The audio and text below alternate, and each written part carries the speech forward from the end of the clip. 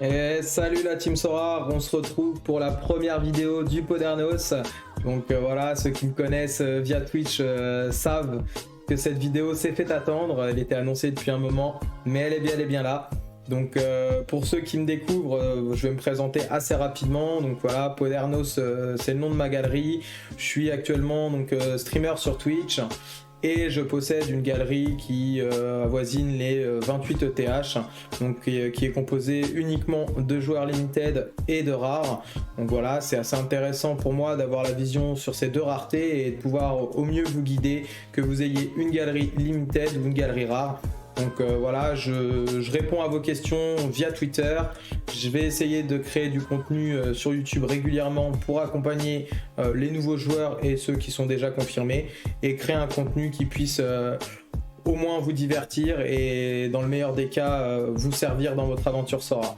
Donc je vous laisse visionner la vidéo. N'hésitez pas à mettre des commentaires si vous avez la moindre question ou suggestion. Et puis si vous avez kiffé la vidéo, on s'abonne et on lâche le pouce bleu. Allez, bon visionnage l'équipe. Du coup l'équipe, maintenant que je me suis présenté brièvement, on va parler du sujet de la vidéo, donc je pense ce qui vous intéresse le plus. Donc aujourd'hui on va parler des underdogs et plus particulièrement la division limited. Donc c'est une division que Sora a créée assez récemment. Donc dans un premier temps, je vous parlerai de quels joueurs sont éligibles à cette division car elle est bien spécifique. Et ensuite, je vous montrerai les erreurs ou la grosse erreur à ne pas faire concernant cette division-là, parce que beaucoup disent qu'elle est surtout faite pour les petits budgets. C'est une vérité, mais je pense qu'elle est bonne à nuancer et c'est ce que je vais vous montrer dans la vidéo. Du coup, que les choses sérieuses commencent les gars. On se retrouve sur le site Sora, donc je pense que beaucoup d'entre vous connaissent ce site. C'est d'ailleurs pour ça que vous êtes sur cette vidéo. Donc on est dans la rubrique des Game Week, et plus précisément donc cette division, la Underdog Limited, est trouvable donc dans la zone mixte des Game Week. Pour vous dire un peu plus sur le sujet et la Underdog, elle a un critère qu'il faut impérativement que vos 5 joueurs alignés respectent. C'est que leur note sur le L15, donc le L15 c'est les 15 matchs qui ont précédé cette Game Week, soit inférieure à 40. Donc s'il y a un de vos joueurs qui a 42 sur le L15, vous ne pourrez pas l'aligner. Par contre, si un joueur a 35, 38, vous pourrez l'aligner dans cette division-là, et c'est pour ça que d'ailleurs beaucoup disent que la division Underdog est la division pour les petits budgets, car forcément les joueurs qui ont une note moyenne sur les 15 derniers matchs inférieure à 40, c'est des joueurs qui vont avoir tendance à pas coûter très cher, puisqu'ils peuvent rien apporter d'autre que dans la Underdog, car dans les autres divisions la compétitivité est assez élevée, et un joueur qui fait en moyenne moins de 40 sur 15 matchs, c'est pas un joueur qui sera utilisé dans la Challenger ou la U23 par exemple. Voilà donc les gars pour la présentation de la Underdog. Donc à noter qu'il y a un critère à respecter, c'est le L15 en dessous de 40. Donc quand le L15 est en dessous de 40, c'est pas forcément que le joueur a joué les 15 matchs qui ont précédé la Game Week, c'est qu'il a été aussi peut-être DNP pendant 8 ou 9 matchs, et que les matchs où il a joué, il n'a pas fait de bonne performance. Donc c'est quelque chose qui doit être surveillé par vous quand vous scoutez, pour aller chercher entre guillemets des joueurs qui peuvent faire la différence, mais qui n'ont pas joué beaucoup de matchs, et les seuls matchs où ils avaient joué, ils avaient contre-perf, alors qu'en temps normal, ils sont bien au-dessus de 40. Petit tips au passage. Du coup les gars, maintenant que je vous ai présenté ce qu'était la Underdog et comment y participer, je vais vous présenter maintenant une des erreurs qui selon moi vous devez éviter. Après peut-être que d'autres influenceurs ou d'autres créateurs de contenu vous diront l'opposé de ce que je vais vous dire maintenant.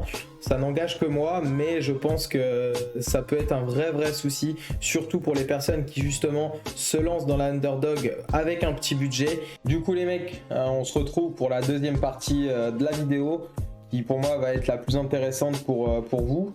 Donc pour vous expliquer un petit peu mon raisonnement et pourquoi je pense que voilà, la Underdog Limited présente aussi des failles, et il faut faire attention à ne pas y tomber.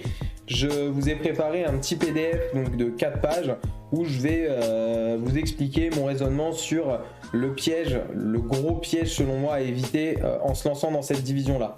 Donc dans la première partie du PDF, je vous ai sélectionné une équipe qui a terminé donc 109e de la Underdog Limited et je vous ai mis en dessous des cartes le prix des joueurs avant la Game Week.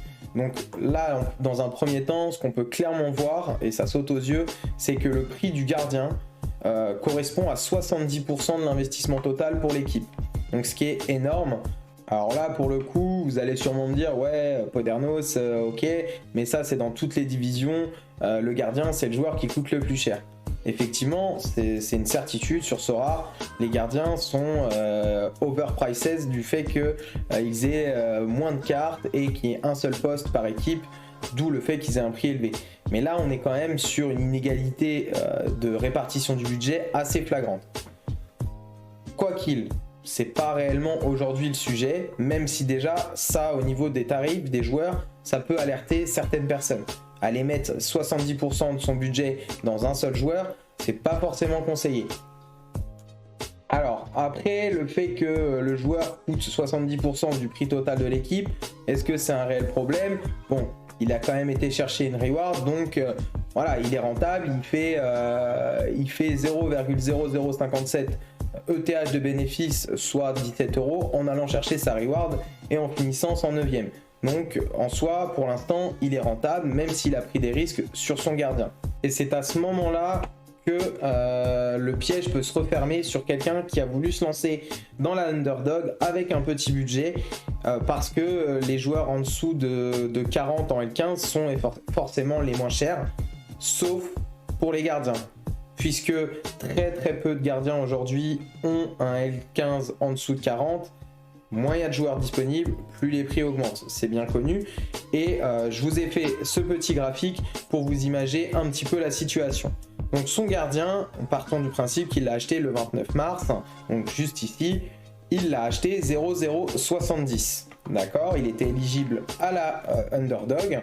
Il aurait pu éventuellement le revendre juste avant la Game Week avec un beau bénéfice, mais vu que c'était clairement pas le but étant de participer à l'Underdog, il l'a conservé. Donc son gardien a très bien perdu, il a fait clean sheet, sauf que en faisant clean sheet, comme je vous l'ai expliqué avant dans la vidéo, il ne sera plus éligible à la Underdog car son L15 est passé au-dessus de 40. Et des gardiens au-dessus de 40, il y en a énormément. Mais comme ils sont tout juste au-dessus de 40, c'est qu'ils ne perdent pas beaucoup. Donc leur valeur et leur apport sur du SO5 normal, donc en Challenger ou autre, est moindre. Donc on voit que la perte sec est énorme. Ça veut dire que là, sur la dernière vente, juste avant la Game Week, il était à 0,093. Après la Game Week et sa performance, il perd quasiment 50% de sa valeur. Il passe à 0,050. Donc, même si il l'avait acheté moins cher qu'avant la Game Week, il est à 0,020 de perte. Donc, c'est bien imagé sur ce graphique-là. Donc, on voit qu'il est bien en dessous de son prix d'achat avant Game Week. Donc, si on reprend la valeur de sa reward plus haut, donc qui était de 0,057, et qu'on prend les pertes qu'il a accumulées suite à la Game Week passée et à la performance de son gardien, on est sur une perte sèche de 0,015 ETH. Le problème qui selon moi se pose, et il ne s'arrête pas à une simple perte de 0,015, c'est que le gardien n'étant plus éligible à la Underdog, il n'a plus d'utilité dans l'équipe et donc il le revend en prenant les pertes de 0,015 ETH. Sauf que s'il veut continuer à participer à la Underdog, il lui faut racheter un gardien. Et quand on a vu le prix des gardiens avant les Game Week qui étaient éligibles à la Underdog, il va forcément falloir qu'il retrouve un autre gardien éligible en Underdog, mais qui soit en dessous du premier puisqu'il a pris 0,015 de perte. Sauf que il trouve un autre gardien, il a la chance de pouvoir le faire.